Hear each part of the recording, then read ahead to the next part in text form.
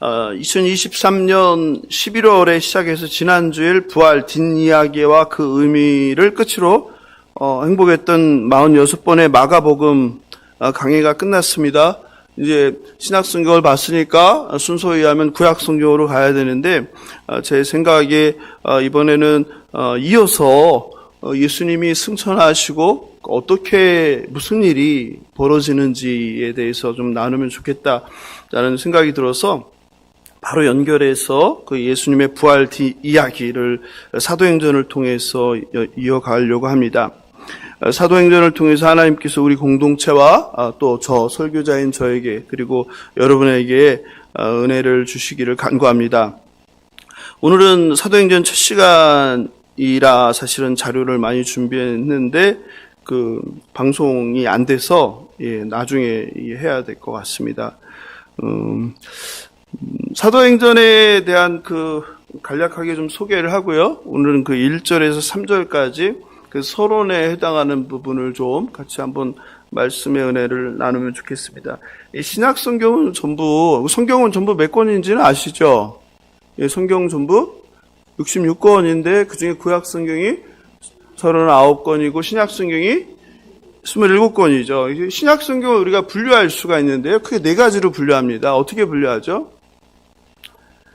복음서, 우리가 했잖아요. 복음서, 그다음 편지글들, 그다음에 역사서, 예언서 이렇게 나누죠. 우리가 복음서는 뭐 사복음 아시고 그죠? 그다음에 편지가 전부 몇 개가 있습니까?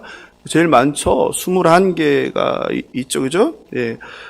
그 중에서 바울 서신 편지는 두 가지로 나누죠. 바울의 편지와 일반 서신, 기타. 그래서 바울이 제일 많죠. 바울이 13개가 되고 나머지가 이제 이 사람 저 사람 쓴 게 8개 이렇게 되어 있습니다. 더하면 그래서 13 더하기 8이니까 얼마예요? 21 이렇게 되죠. 네. 신약 성경 27권 중에서 역사서는 유일하게 한 권이 있습니다. 그게 뭘까요? 역사서. 유일하게 한 권이 있는데. 역사서가 딱 한 권이 있어요. 구약에는 역사서가 많죠. 근데 신약성경에는 역사가 한 권 있는데 그게 뭐겠어요? 오늘부터 이제 여러분과 시작할 사도행전이죠. 예.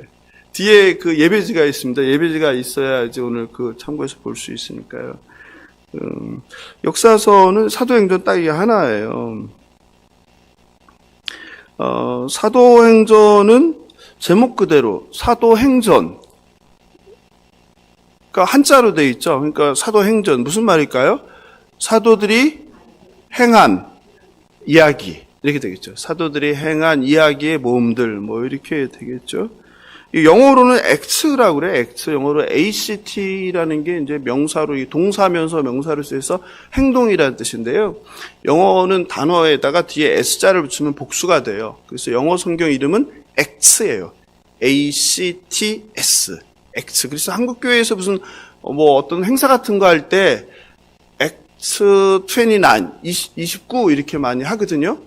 그게 무슨 말이에요? 이제 우리가 이제 사도행전이 28장에서 끝나잖아요.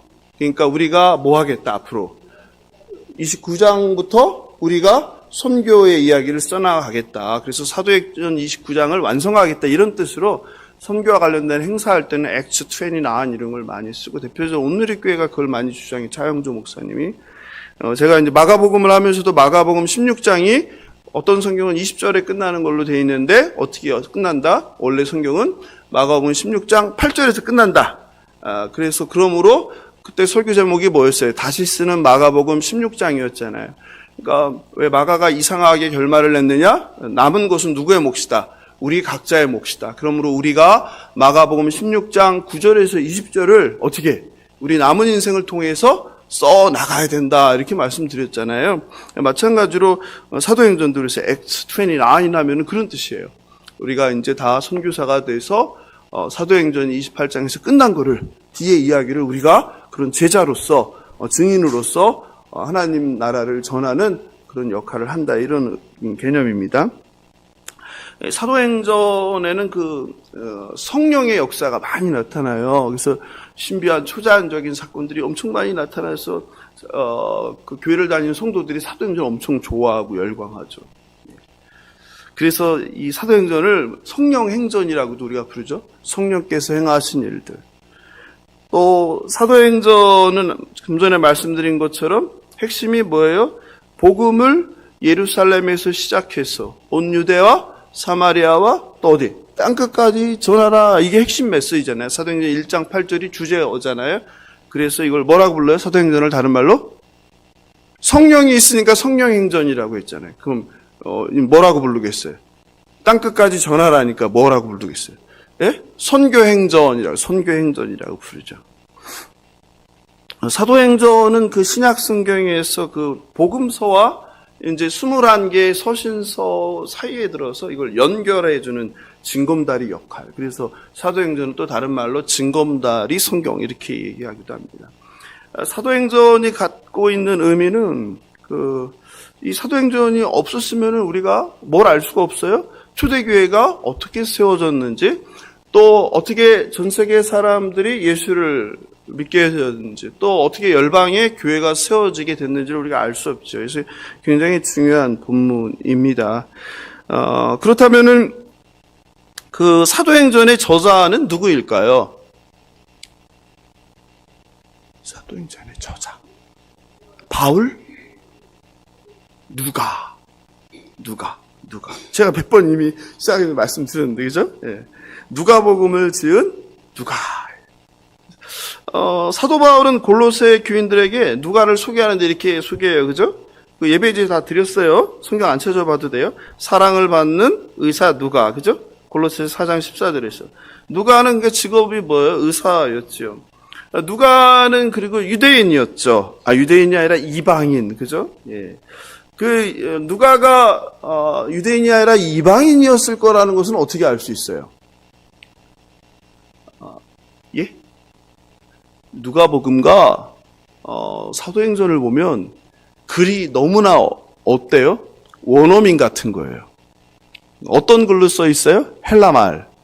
그러니까 헬라어를 쓰는 문체가 너무 탁월한 거예요. 너무 뛰어난 거예요. 그래서 이거는 외국인이 헬라말을 배워서 쓰는 정도 수준이 넘는다. 그래서 신약 성경에서 최고로 화려한 글을 뽑으라면 바로 누가행전이에요. 누가가 쓴.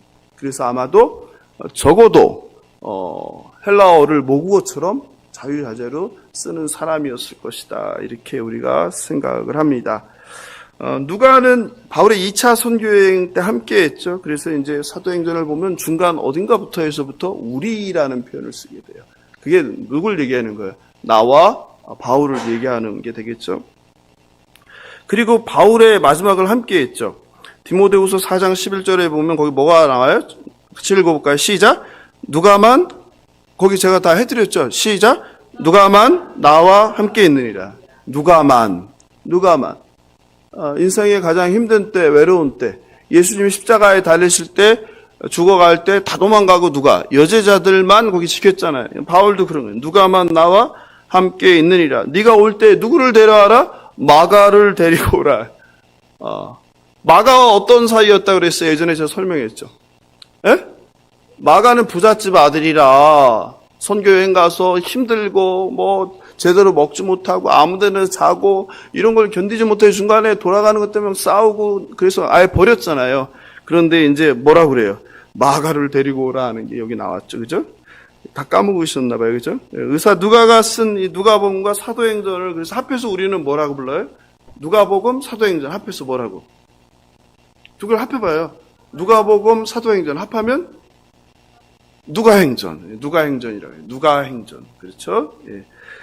이 누가행전이 신약성경이 전부 몇 권이죠?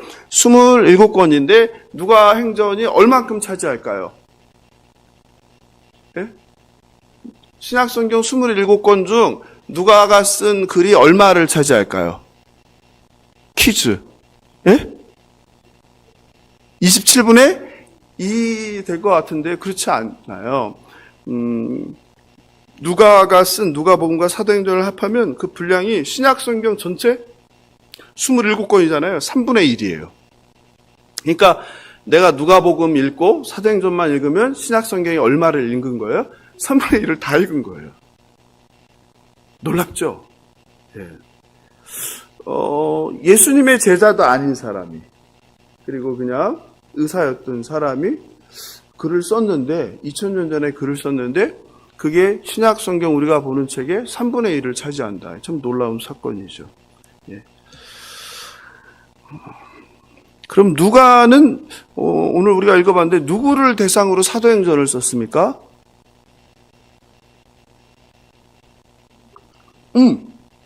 의사니까 환자를 향하여. 오늘 성경 같이 읽었는데 성경에 나오죠. 사도행전 1장 1절에 뭐라고 나와요? 데오빌로요 그랬죠. 환자요, 환자들이야 하지 않고 뭐라 그래요? 데오빌로요, 그죠? 네, 데오빌로요. 데오빌로라는 사람이 독자죠. 마가복음의 독자는 누구였어요? 1차 독자가 로마의 그리스도인, 핍박받는 그리스도인, 그죠? 네, 근데 사도행전의 독자는 누구다? 데오빌로. 그러면요, 누가복음의 독자는 누구다? 또 환자예요, 그래요? 누가복음의 독자는 누구예요? 똑같잖아요. 똑같은 사람이 있었어요. 그러니까 누가복음도 쓰고 사도행전도 썼으니까 독자가 누구예요? 데오빌로. 데오빌로 똑같죠, 그죠? 예. 그러면 데오빌로는 누구일까요? 데오빌로는 데오필로, 데우스가 뭐예요? 데우스가 뭐예요? 데우스. 하나님. 빌로는 뭐야? 필러. 예? 필러. 사랑, 친구, 우정, 이런 뜻이잖아요. 그러니까 데오빌로라는 이름에 담긴 뜻은 뭐예요? 하나님의 친구, 이런 뜻이죠. 또는 하나님에 의해 사랑받는 자, 이런 뜻이 거기에 담겨 있어요. 데오빌로라는 거예요.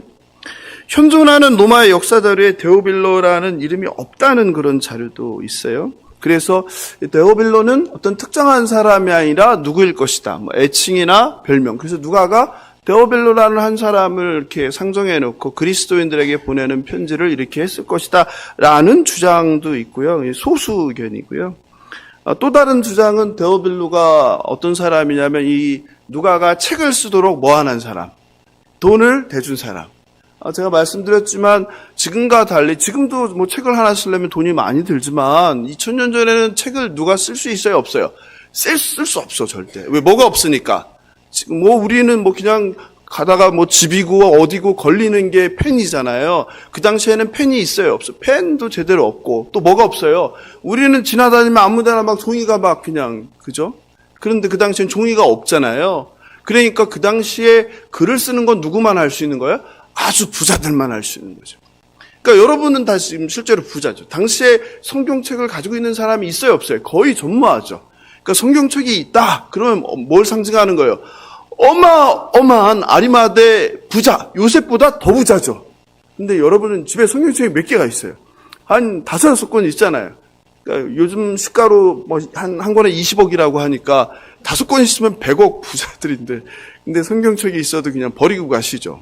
예? 그러니까 성경책이 귀한 줄 알아야 돼요. 예? 그 당시에는 성경책이 없었단 말이에요.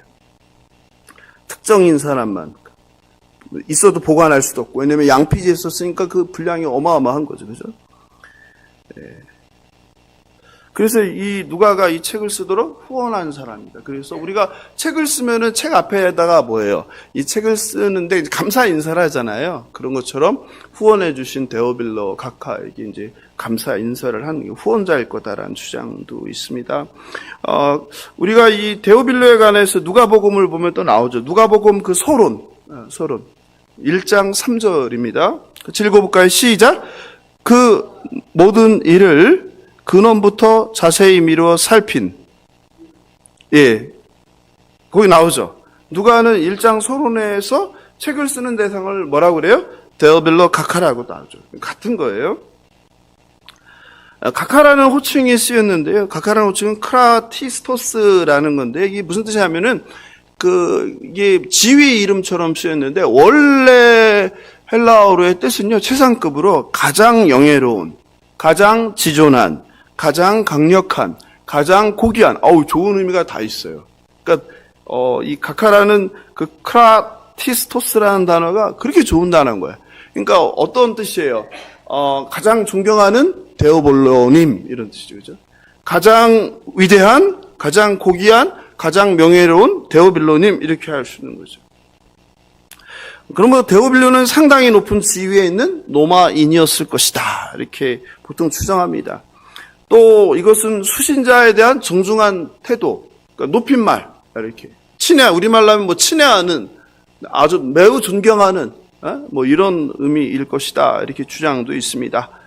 또 당대에 이제 저명한 사람에게 책을 헌정할 때 이 크라티스토스라는 단어를 쓰기도 했다고 합니다.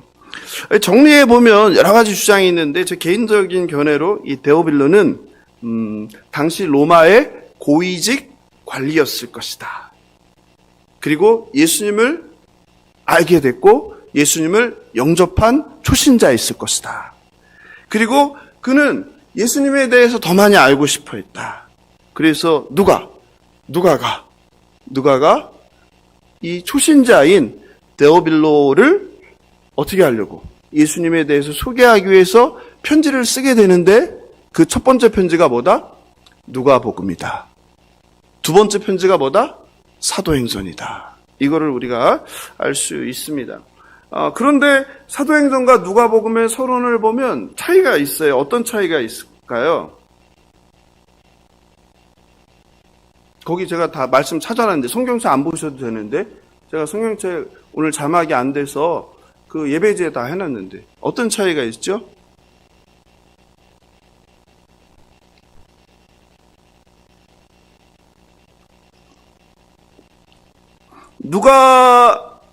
사도행전에서는 사도행전 1장 1절 보세요. 뭐라고 불렀죠? 수신자를 시작 데오빌로요 이렇게 불렀죠. 누가복음에서는 수신자를 어떻게 부르죠? 데오빌로 가카. 바뀌었죠. 뭐가 바뀌었어요? 가카가 없어졌어요. 무엇을 의미할까요? 왜 누가복음에서는 데오빌로 가카 했는데 사도행전에서는 가카를 빼고 데오빌로 이렇게 할까요? 예? 왜 그럴까요?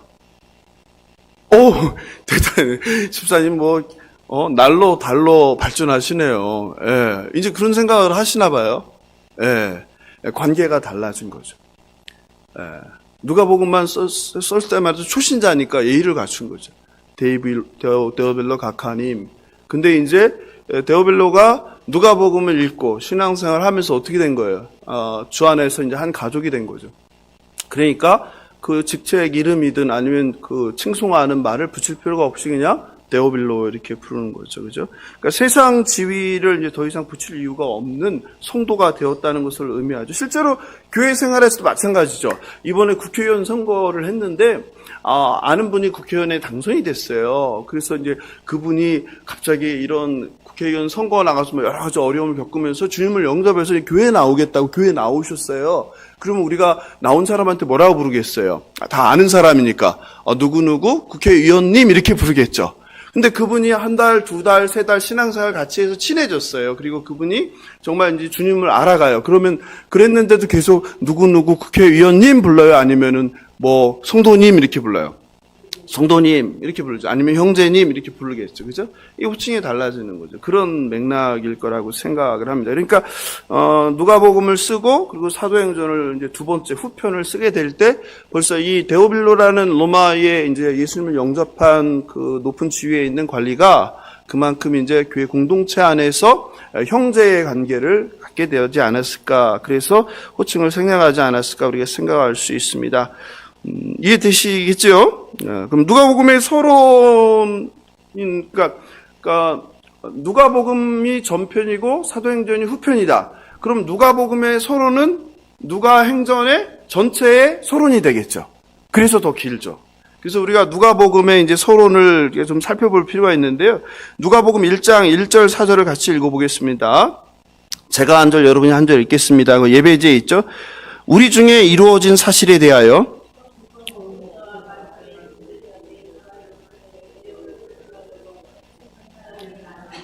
그 모든 일을 근원부터 자세히 미루어 살핀 나도 데오빌로 가카에게 차례대로 써 보내는 것이 좋은 줄 알았노니. 예, 이 누가가 서론에서요, 성경책을 집필한 목적을 정확하게 밝히고 있어요. 내가 이걸 왜 쓴다. 그렇죠. 이거 굉장히 중요합니다. 되게 흥미로워요. 예. 뭐가 흥미롭죠? 굉장히 많은 정보를 담고 있죠. 첫 번째는 누가가 성경책을 쓰는 목적이 무엇입니까? 로마의 고위 관리인 데오빌로 각하가 알고 있는 것을 있는데 그걸 어떻게 더 확실하게 하기 위해서.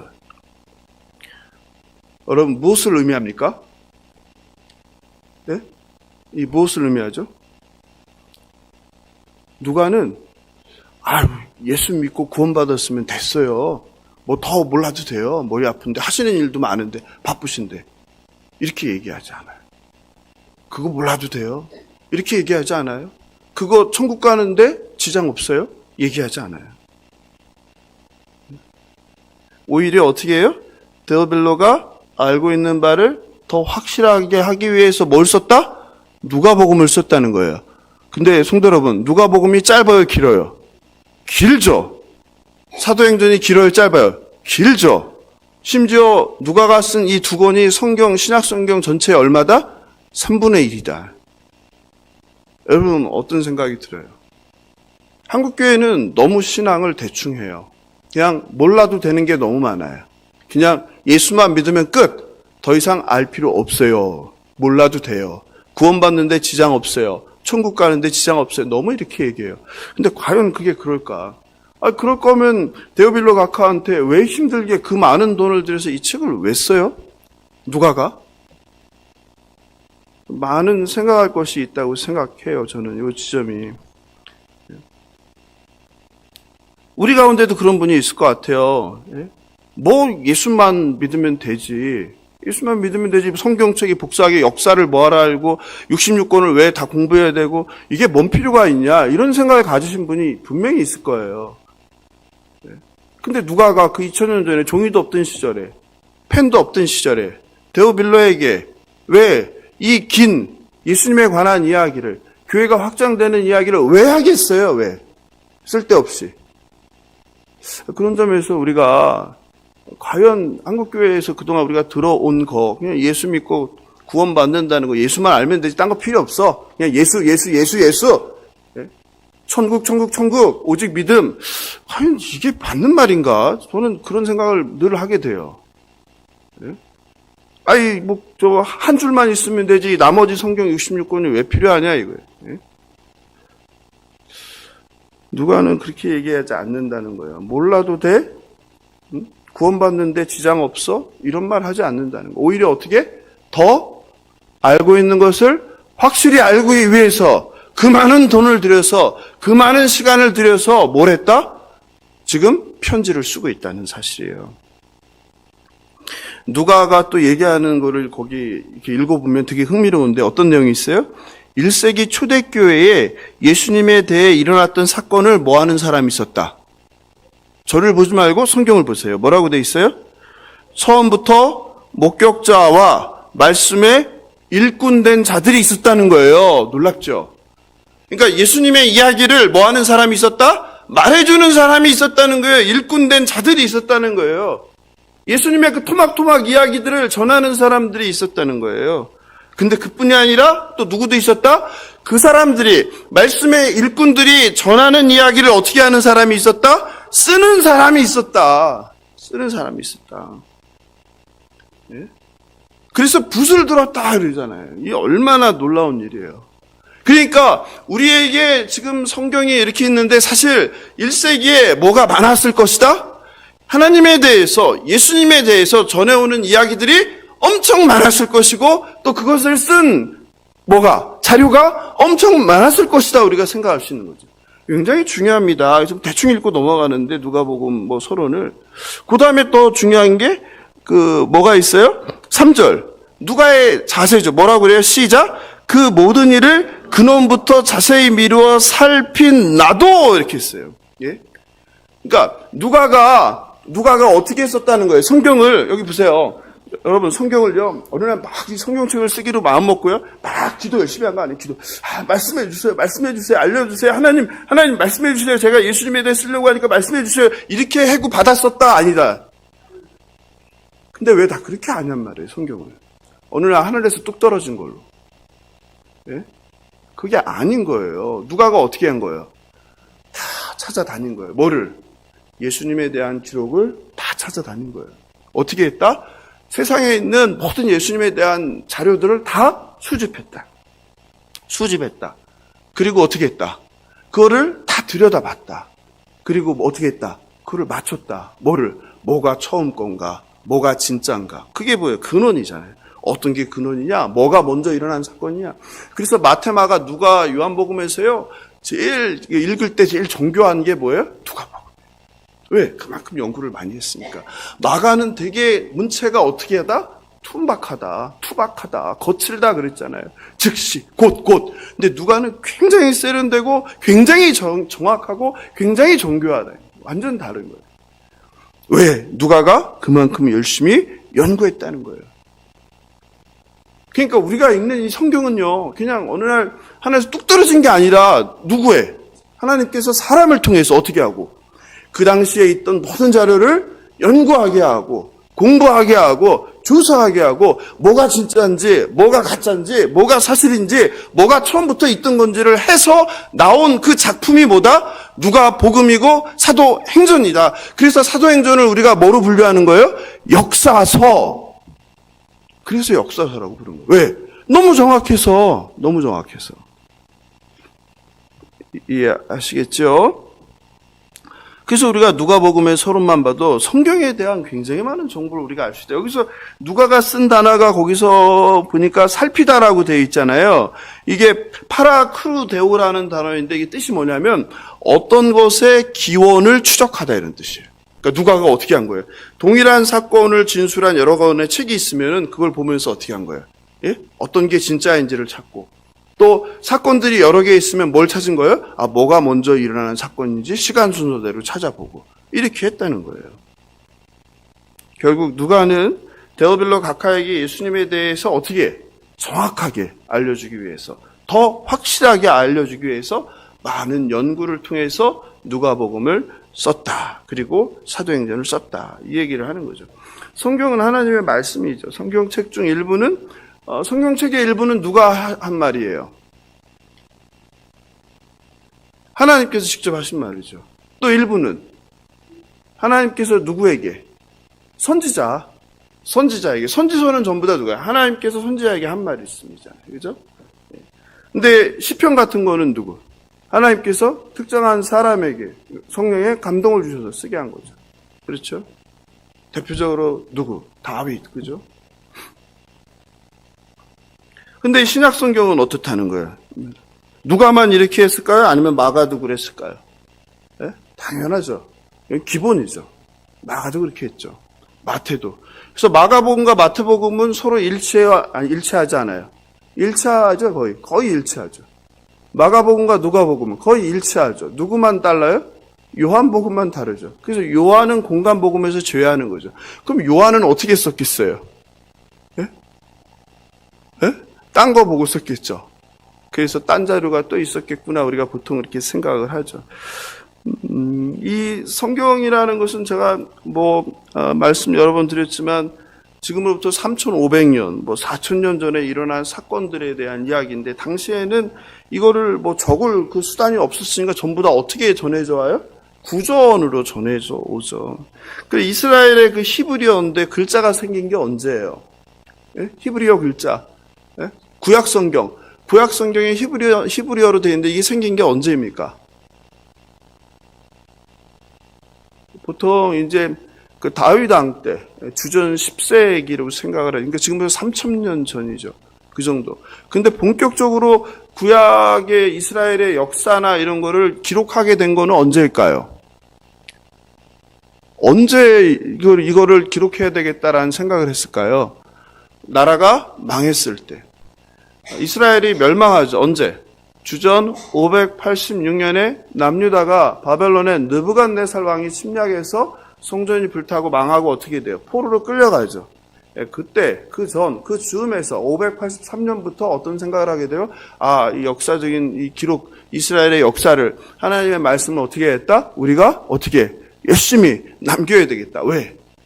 그래서 우리 이스라엘 민족의, 유대 민족의 하나님의 그 정체성을 우리가 포로로 끌려가더라도 지켜야 되겠다. 이런 생각을 했죠. 그러니까 실제로 이 성경이 문자되고 기록된 게 그 정도쯤이에요. 구체적으로. 그래서 우리가 신명기 보면은 쉐마에서 6장에서 뭐라고 하죠? 이스라엘아, 신명기 쉐마 6장. 이스라엘아 뭐라고 하죠? 네, 오늘 컨디션이 좋으시네요, 집사님. 예. 이스라엘아, 읽어라 그래요, 들으라 그래요? 들으라 그랬죠. 그 말은 뭐예요? 말씀을 어떻게, 그때 책으로 읽는 게 아니었다는 거예요. 이스라엘아, 들으라. 말씀은 원래 지금 우리처럼 이게 읽는 게 아니라 뭐 하는 거예요? 듣는 거예요. 말씀을 듣는 거예요. 책이 없었으니까, 책이 귀했으니까. 이해되시겠죠? 하나님의 말씀을 이렇게 전문적으로, 직업적으로 필사하는 사람들이 있었는데, 서기관들이죠, 되게. 서기관들이 일을 했는데, 현존하는 구약성서의 모든 39권을 다 담고 있는 책이 남아있어요. 그게 뭐예요? 최고로 평가받는 게, 레닌그라드 사본이라고 그러죠. 레닌그라드 사본. 이게 AD 1008년에 만들어진 거예요. 지금부터 그러니까 1000년 전에. 그게 가장 오래된 거예요. 가장 오래된. 66권을 완벽하게 담고 있는. 그러니까 레닌그라드에 있으니까 어디서? 러시아에서 이제 발견된 거죠. 마소라 학자들이 쓴 거예요. 그러니까 마소라 학자들이 이걸 한 거예요. 마소라 학자들이 성경을 다 필사해서 다 옮겨 적은 거예요. 그런데 이 AD 1008년에 발견된 레닌그라드 사본이 갖고 있는 문제는 뭐예요? 실제로 구약에서 일어난 사건들은 언제 일어났다? 보통 구약의 사건들이 창세기만 하면 주전 1500년, 그 전. 그러니까 AD 1000년에 구약 성경이 발견됐는데 그럼 시간 차이가 얼마예요? 무려 2500년이니까 너무나 많은 차이가 나잖아요. 그러니까 이거를 신뢰할 수가 없잖아요. 그죠? 2500년이 지났는데 이게 정말 주전 1500년부터의 이야기를 정말 빠짐없이 정확하게 담고 있을까? 이런 생각이 들잖아요. 왜냐면 그렇지 못하면 우리가 구약 성경을 믿을 수가 없잖아요. 그랬는데 역사적인 사건이 일어나죠. 어떤 사건이 일어나요? 제가 설교 시간에 여러 번 얘기했는데 바로 1945년 어디에서? 사해에서, 쿰난 공동체에서 뭐가 발견돼요? 사해 사본이 발견되는 거죠. 놀라운 사건이죠. 그러므로 쿰난 공동체가 주전 1세기에 거기서 거주하던 사람들이잖아요. SNF파들이 주로.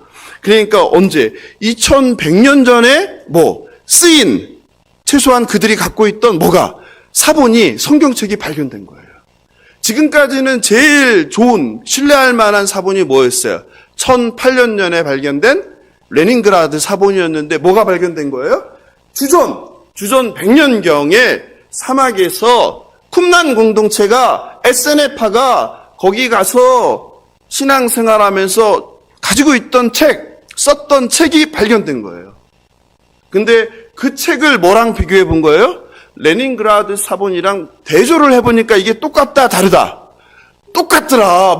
이 사야서가 전문이 발견됐는데 이 사야서가 완전히 똑같더라.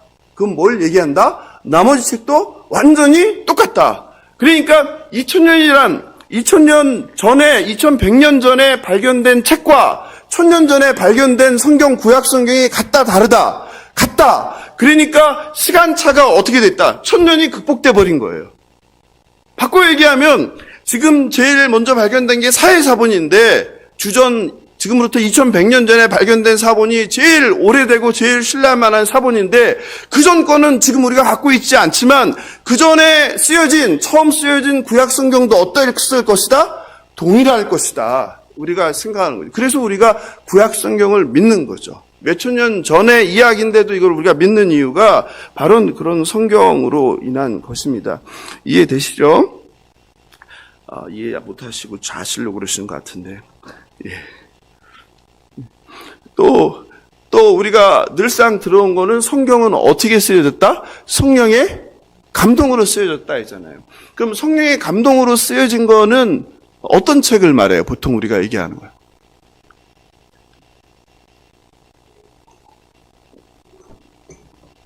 구약 성경이죠.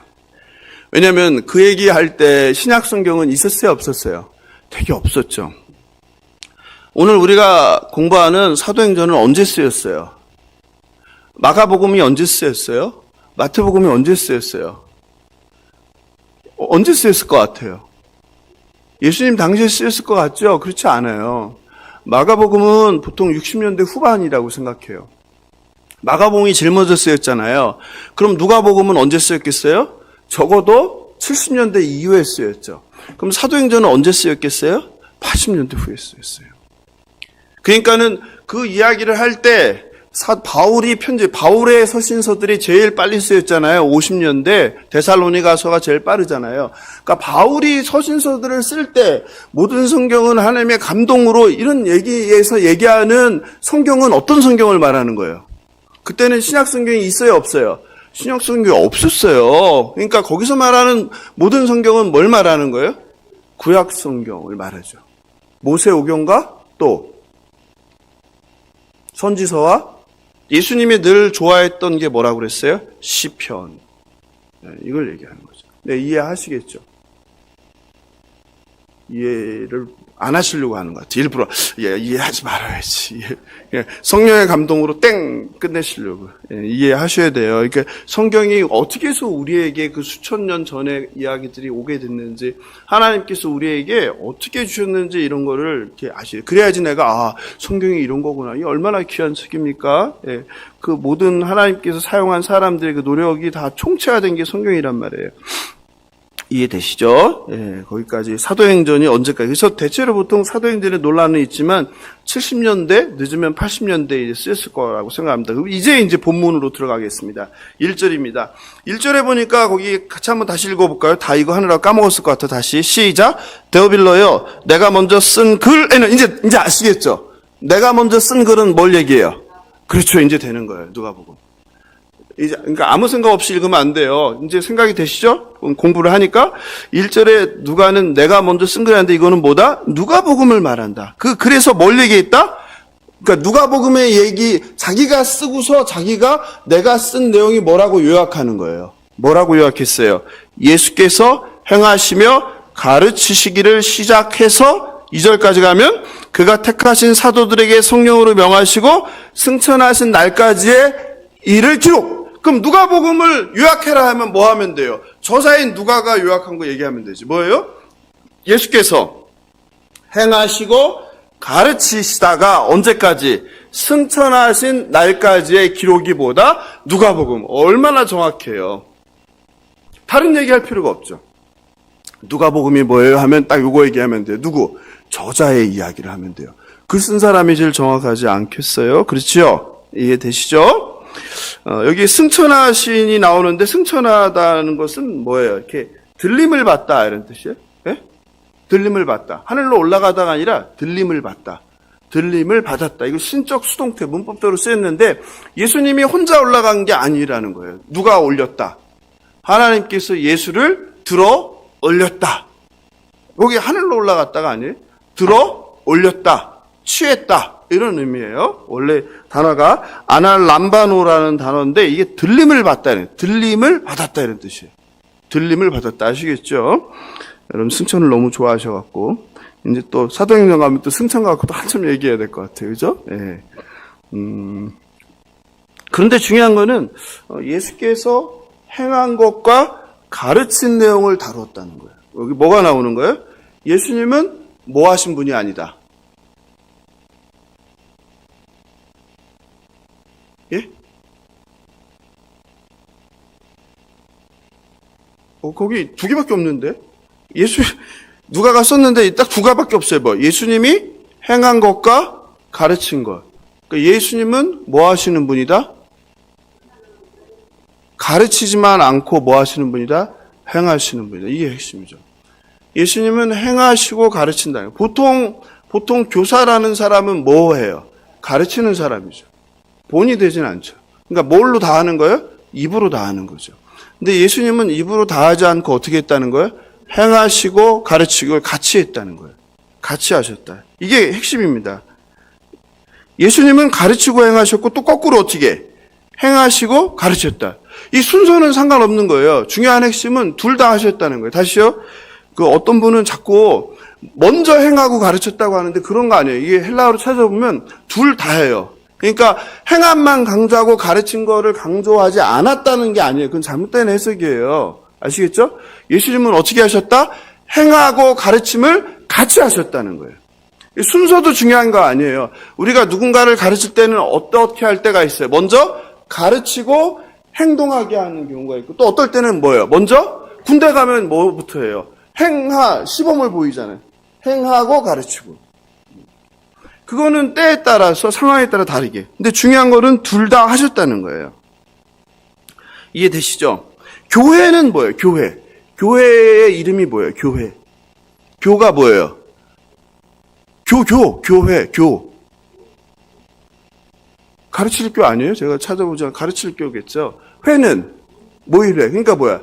가르치는 모임이죠. 한자대로 정의하면 교회는 뭐 하는 거예요? 가르치는 모임. 그러니까 교회는 뭐 하는 곳이에요? 가르치는 곳. 뭘 가르치는 곳이에요? 말씀을 가르치는 곳이에요. 여러분, 교회는 딴 거 아니에요. 말씀을 가르치는 곳이에요. 예? 그런 점에서 한국교회는 제일 못하는 게 뭐예요? 예? 예배는 엄청 많이 드리는데 뭘 많이 안 가르쳐요? 말씀을 안 가르치고. 원래 이름 교회라는 게 말씀을 가르치는 곳인데. 예? 이해되시죠? 여기까지 왔습니다. 그래서 교회는 뭐 해야 된다? 가르치고 행해야 된다는 거예요. 그게 예수님의 가르침이죠. 성도는 뭐 해야 되는 거예요? 가르침을 배우고 행하는 존재. 그러니까 배우고 깨닫기만 하면 안 된다는 거예요. 성도는 어떻게 해야 되는 거예요? 배우고 그리고 깨닫고 행해야 되는 거예요. 또 어떻게? 행하면서 깨달아야 되는 거예요. 이게 예수님이 오늘 본문을 통해서 우리에게 이야기하는 것입니다. 우리의 믿음도 그렇습니다. 오늘날 성도들의 문제는 믿음과 행동을 자꾸 분리하는 거죠. 믿음 따로 행동 따로. 그러니까 뭐가 되는 거예요? 예배 따로 삶 따로. 말씀 따로 삶 따로. 이거 온전한 믿음이라고 할 수 없는 거죠. 그러니까 말씀은 항상 뭐랑 같이 가야 되는 거예요? 행함, 순종과 같이 가야 되는 거예요. 배움은 항상 뭐랑 같이 가야 되는 거예요? 행함. 행함이 없는 믿음은 뭐라고 했어요? 가짜다. 가짜다. 죽었다. 그랬잖아요. 예? 그러니까 우리 신앙의 특징은 다른 종교는 깨닫기만 하면 그만인데 우리가 믿는 이 기독교라는 것은 뭐가 핵심이에요? 행함이 없으면 안 된다는 거예요. 그게 오늘 본문에서 얘기하는 거예요. 예수님이 어떻게 했다? 행하고 가르치셨다. 배우고 깨달은 대로 행하며 사는 것이 진짜 신앙, 진짜 믿음임을 믿으시기 바랍니다. 신앙은 뭐다? 삶이다. 신앙은 삶이다. 믿음은 뭐다? 삶이다. 신앙을 뭐로 증거한다? 삶으로. 삶은 뭐예요? 나의 입술, 나의 태도, 나의 행동, 나의 삶의 방향. 자신의 삶을 돌아보시기 바랍니다. 내가 과연 내가 말하는 것이, 내가 행동하는 것이 정말 신자의 모습인가? 예수를 믿는다는 사람의 모습인가? 아니시면 회개하시기 바랍니다. 내가 거짓말을 하고 내가 누군가를 비난하고 비판하고 마음속에 온갖 더러운 생각들을 하면서 더러운 행동들을 하면서 교회를 다닌다? 천만에 나는 너희를 알지 못한다. 신앙은 반드시 행함과 일치하게 나타납니다. 행하고 가르치고 배우고 행동하는 저와 여러분 되길 예수님의 이름으로 축원합니다. 2절에서 보면요. 2절에 거기 나와요. 그가 택하신 사도들에게. 중요한 거는 사도들이, 제자들이 예수님을 택한 게 아니라 누가 택했다는 거예요? 예수님께서 제자들을 선택했다는 거죠. 그리고 뭐 했다? 성령으로 명했다. 성령 하나님으로 명령하게 됐다. 이해되시죠? 승천은 아까 설명드렸죠? 사도는 어떤 거예요? 사도. 제자라고 하지 않고 사도라고 했어요. 사도의 뜻은 보냄을 받다 이런 뜻이에요. 아포스톨로스라는 단어인데 보냄을 받다. 보냄을 받은 사람들.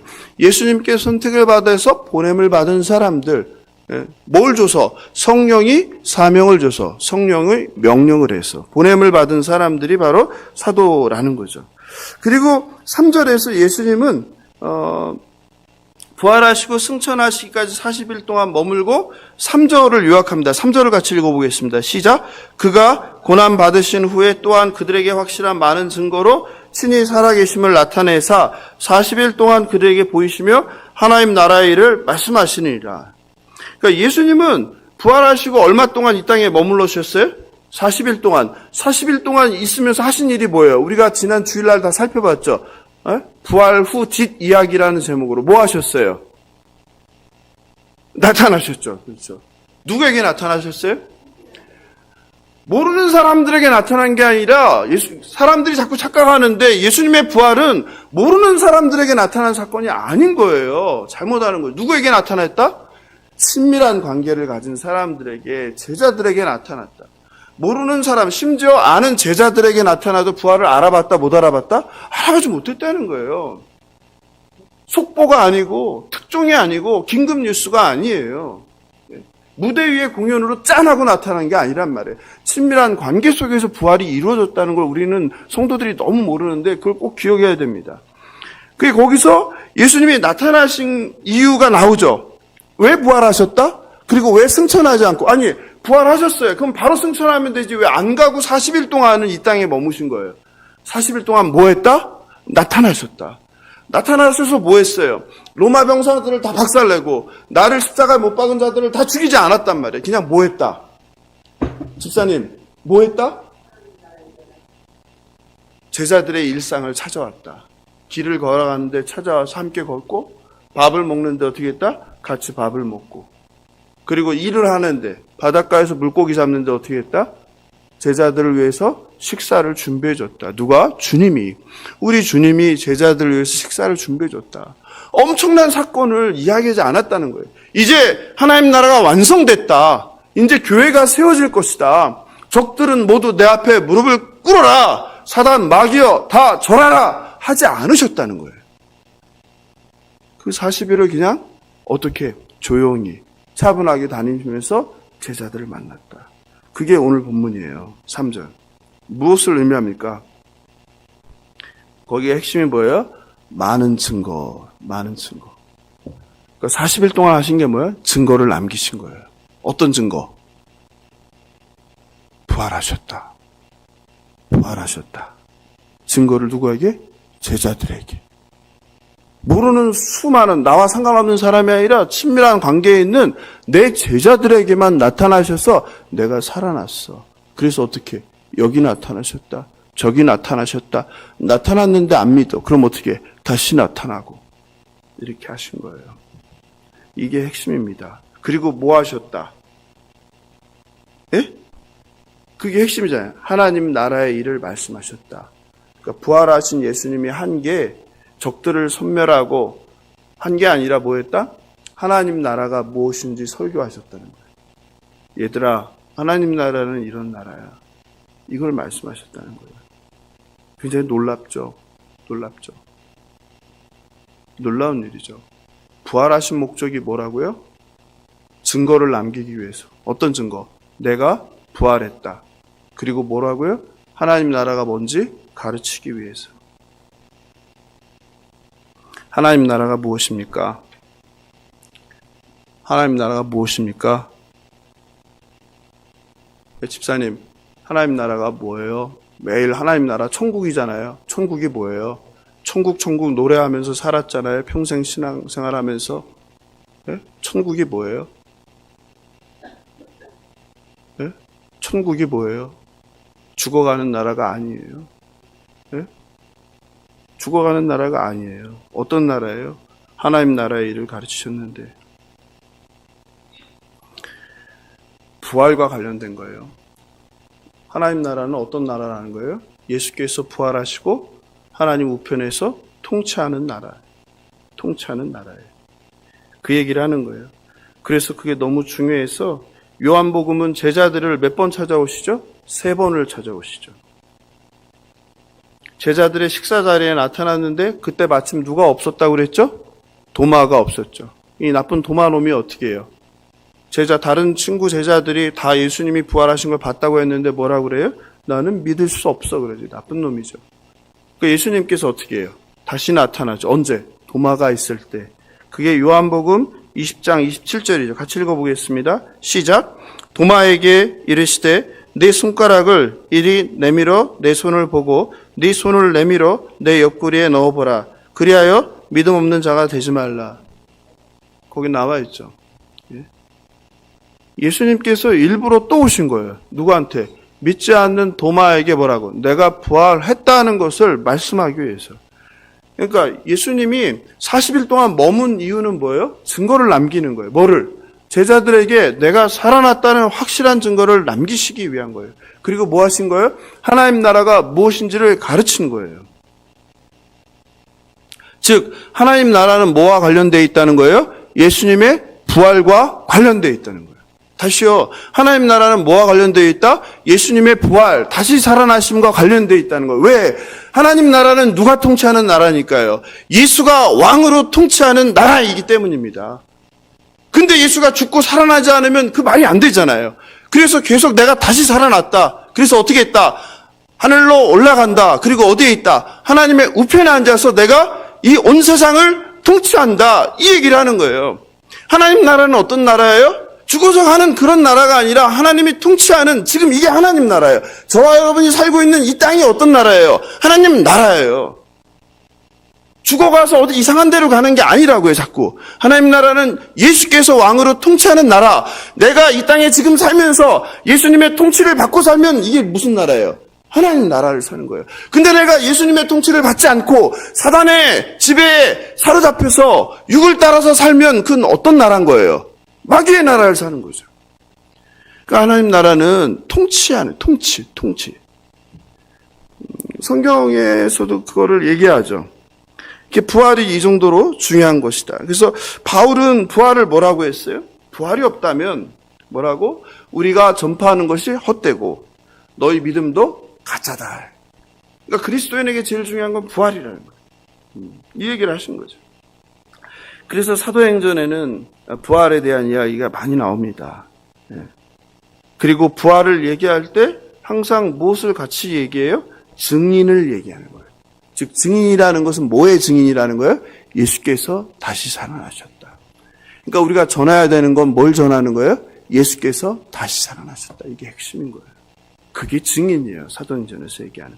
그래서 심지어 가룟 유다가 자살하고 그 자리가 사도의 자리가 하나 폈잖아요. 그래서 한 사람을 뽑아요.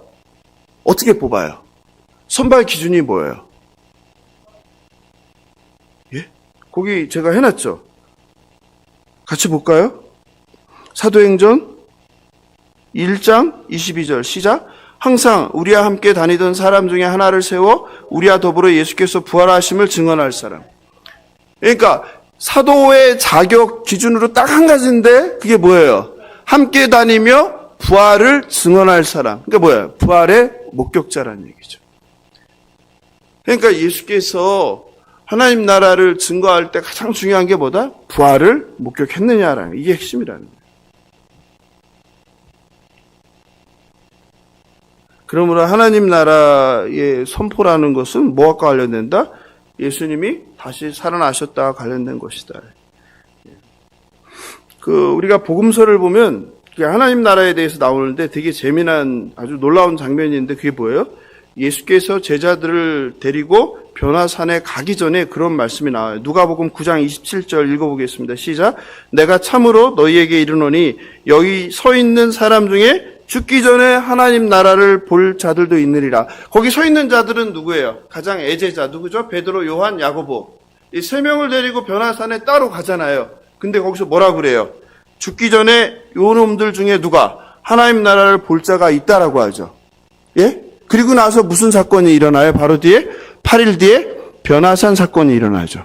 그러니까 변화산 사건은 뭘 보여주는 거예요? 하나님 나라가 어떤 나라인지를 보여주는 사건이라는 거죠. 그래서 이 제자들은 죽기 전에 뭘 본 거예요? 변화산에서 하나님 나라를 미리 본 거죠. 경험한 거죠. 변화산 사건은 뭐와 관련된 거예요? 예수의 십자가와 부활이죠. 그리고 변화산에서 신비한 경험을 하고 내려올 때 제자들에게 뭐라고 그래요? 이거 얘기해, 소문내요? 소문내지 말라고 그래요. 말하지 마. 아무한테도 말하지 마. 그때 제자들이 뭐라고 해요? 마음속에 죽은 자 가운데 살아나는 것이 무슨 말이지? 제자들은 부활을 알아들어요? 못 알아들어요? 못 알아듣는 거죠. 굉장히 중요한 거죠. 이처럼 하나님 나라는 뭐와 관련된 거예요? 예수님의 부활과 관련된 거예요. 예수님은 부활하시고 승천하시어 하나님 우편에 앉아서 왕으로 세상을 통치하는 나라, 그게 하나님 나라예요. 하나님 나라는 천국, 죽어서 가는 물리적 공간에 대한 이야기가 아닙니다. 여러분 그걸 버리셔야 됩니다. 제발 올바로 아시기 바랍니다. 하나님 나라는 눈에 보이는 땅에 관한 이야기가 아닙니다. 하나님 나라는 뭐에 관한 이야기다? 통치에 관한 이야기다. 나의 주인이 누구인가에 관한 것이다. 하나님 나라는 2000년 전 예수가 이 땅에 오므로 시작한 나라입니다. 예수님은 하나님 나라를 이해하지 못하는 바리새인들에게 하나님 나라를 설명하셨죠. 그죠? 여러분도 하나님 나라를 이해하지 못하죠? 그러면 이 본문을 보세요. 누가복음 17장 20절 21절이죠. 같이 읽어보겠습니다. 시작. 바리새인들이 하나님의 나라가 어느 때에 임하나이까 묻거늘 예수께서 대답하여 이르시되 하나님 나라는 볼 수 있게 임하는 것이 아니요 또 여기 있다 저기 있다고도 못하리니 하나님의 나라는 어디에 있다? 너희 안에 있다. 하나님 나라가 어디 안에 있다? 너희 안에 있다고 하는데 왜 자꾸 어디 가신다고 그래요? 하나님 나라는 어디 있다? 너희 안에 있다. 뭘 얘기하는 거예요? 하나님의 통치예요, 통치. 사랑하는 성도 여러분, 하나님의 나라는 무엇입니까? 하나님의 나라는 눈으로 보는 나라가 아닙니다. 하나님 나라는 공간적 개념이 아닌 통치의 개념입니다.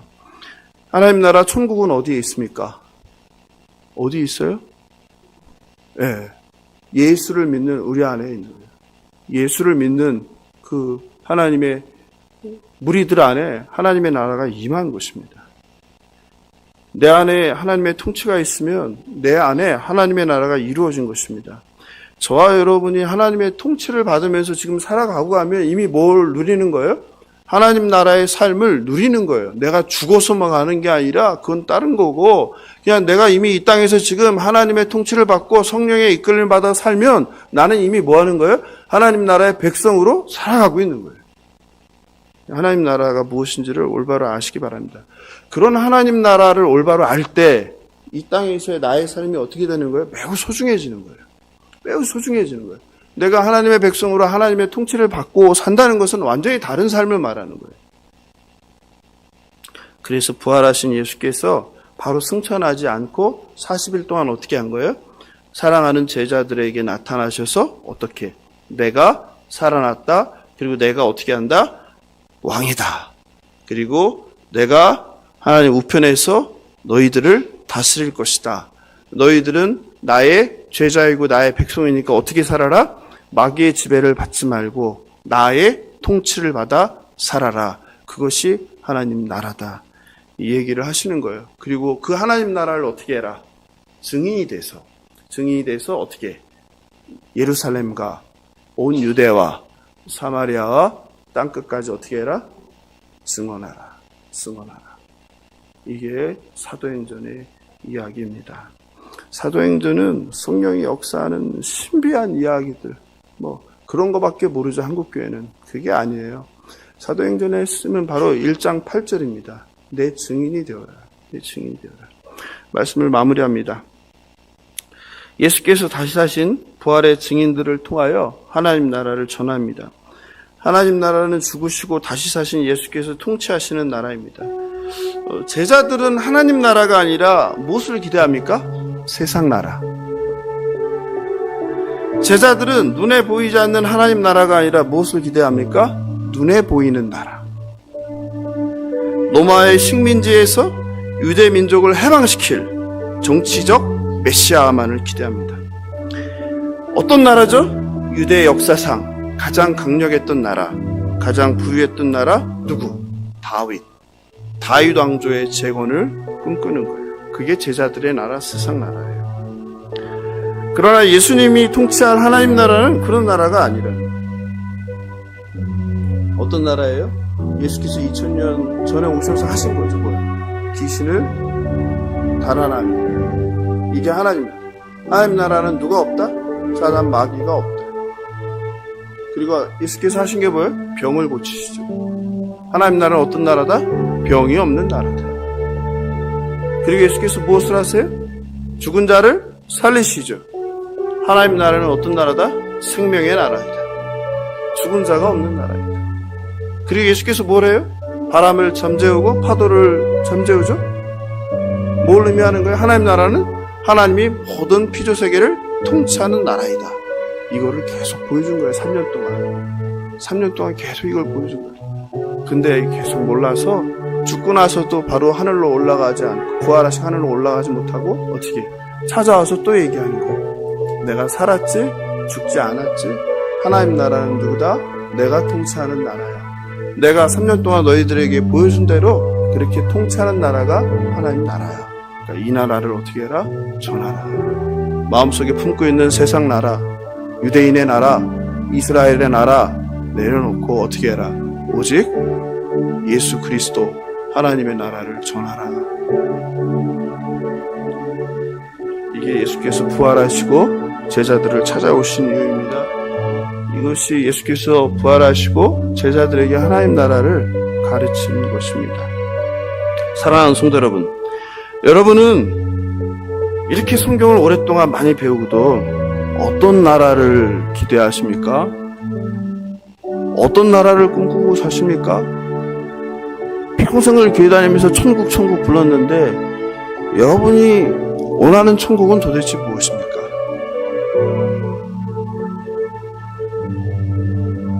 천국 백성의 삶과는 거리가 먼 신앙생활을 하면서 마땅히 무조건 예수만 믿으면 천국을 따는 당상처럼 어떻게 생각하는지 저는 이해가 안 돼요. 제자들이랑 똑같은 거죠.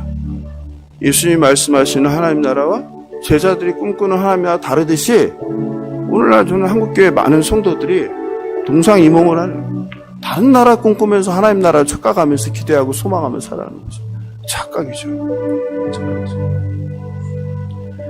이미 임한 하나님 나라를 누리지 못하고 죽어가는 천국만 생각하고 있지는 않은지 묻고 싶습니다. 살아계신 예수님의 통치를 받아 이미 시작된 하나님 나라를 살아가시며 하나님 나라를 전하고 증거하며 하나님 나라를 확장하는 저와 여러분 되시길 주님의 이름으로 축원합니다. 오늘 말씀 생각하면서 예수 하나님의 공의 찬양하겠습니다.